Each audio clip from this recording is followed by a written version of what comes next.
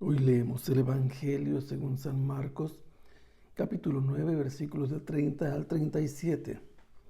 En aquel tiempo Jesús y sus discípulos atravesaban Galilea, pero no quería que nadie lo supiera, porque iba enseñando a sus discípulos. Les decía: el Hijo del Hombre va a ser entregado en manos de los hombres. Le darán muerte y 3 días después de muerto resucitará. Pero ellos no entendían aquellas palabras y tenían miedo de pedir explicaciones.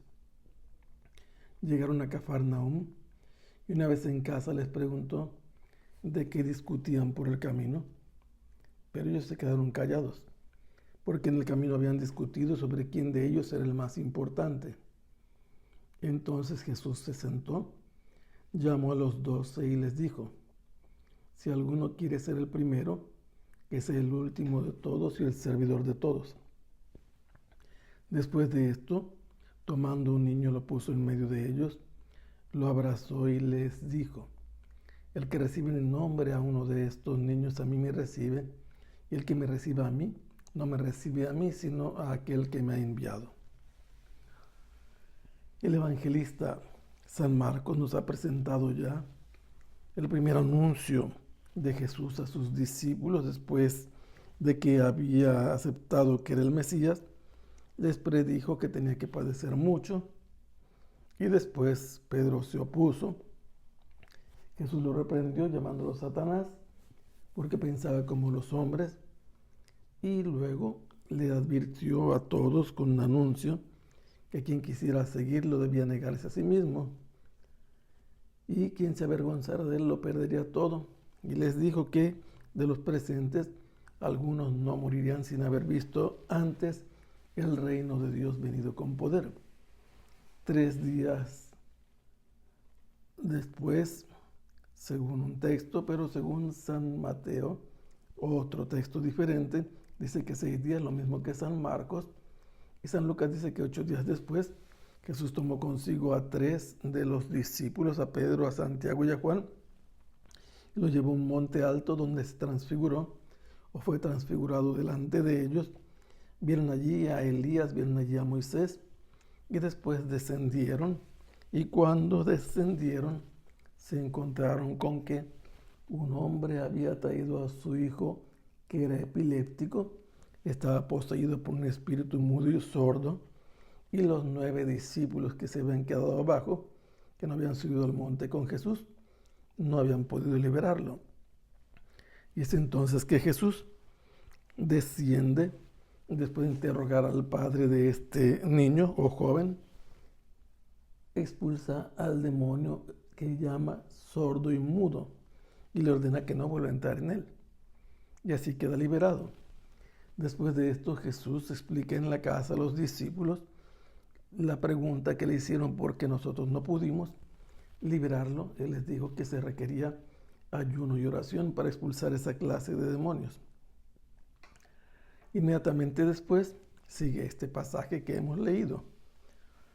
Jesús por segunda vez vuelve a anunciarle a sus discípulos mientras van caminando, atravesando Galilea, y él evita que la gente tenga conocimiento de su presencia porque iba enseñando a sus discípulos, y él les anuncia otra vez, por segunda ocasión, que él, en cuanto Hijo del Hombre, iba a ser entregado, traicionado y entregado en manos de los hombres.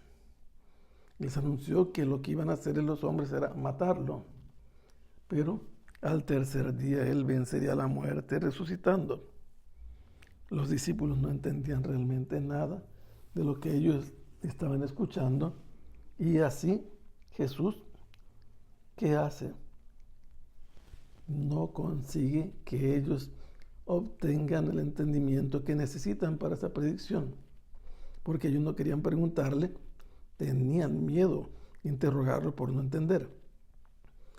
Cuando llegan a Cafarnaúm, entran en una casa, muy probablemente en la casa de Simón Pedro, y ya estando en la casa, Jesús los interrogó acerca de qué es lo que iban discutiendo por el camino. Jesús caminaba delante de ellos en calidad de maestro, Pero ellos venían detrás de él y él se dio cuenta que iban discutiendo. Y en este momento, en vez de dar una respuesta, la respuesta es el silencio. Se quedan callados porque no les convenía que Jesús supiera el tema de su discusión. ¿Y cuál era el tema? ¿Quién de ellos era el mayor? Y entonces Jesús toma asiento y llama a los 12. Esto significa que probablemente había otros discípulos más con ellos. Y les dijo: si alguno quiere ser el primero entre ustedes, que sea el último de todos. Como no entendían normalmente su enseñanza, ya llevamos varios pasajes en los que se nota que ellos no logran comprender lo que dice. Había un niño por allí.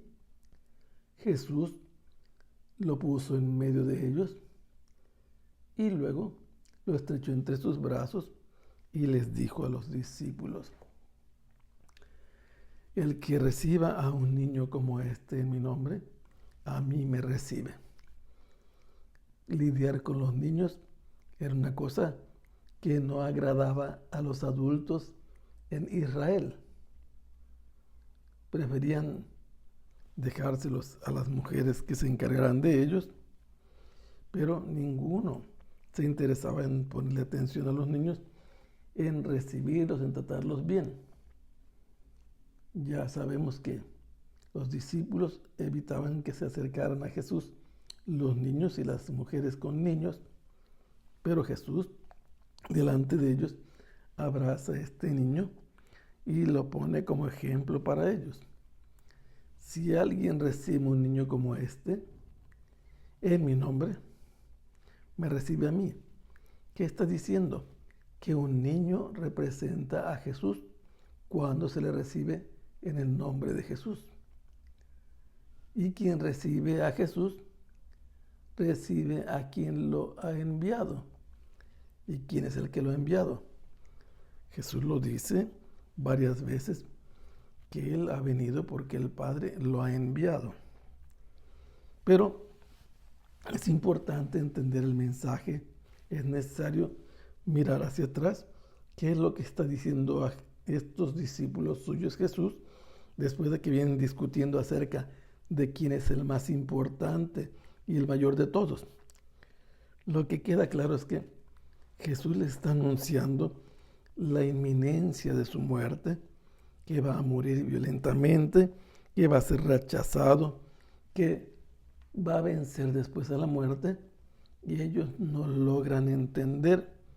Mientras Él anuncia lo que tiene que padecer, los discípulos están debatiendo con intensa discusión quién de ellos es el mayor, el más importante. Esta es prueba de que van viendo en el ambiente que la gente se emociona mucho, se llena de entusiasmo al ver a Jesús